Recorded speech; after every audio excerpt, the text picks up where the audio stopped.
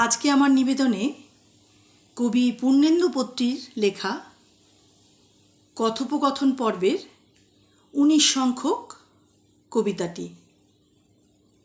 পরশু তুই যখন আমার স্টাডিতে, আমি রবীন্দ্র সদনে। কণিকার গান।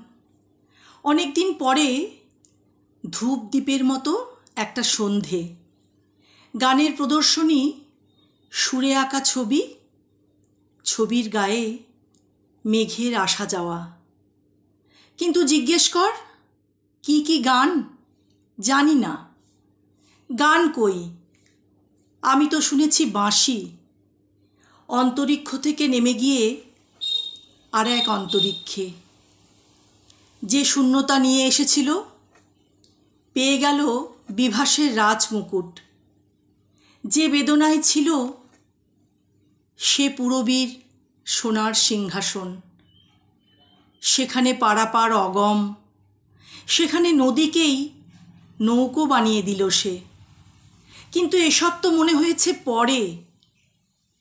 শোনার সময় আমি মৃত। আমাকে তার বাঁশি বানাবে বলে গানের করাত চিরে চিরে, ছিঁড়ে ছিঁড়ে, তখন কিছুই আর গোপন নয়। আমি নিঃস্ব, নগ্ন, সর্বস্বহীনতায় রাজাধিরাজ। সবচেয়ে মজার কথাটা এই, গান যখন তার রঙিন চাঁদোয়ায় মুড়ে ফেলে আমাদের, কিছুই অসম্ভব মনে হয় না আর। শ্যাগালের ছবির মতো উড়ে যেতে পারি আমরা।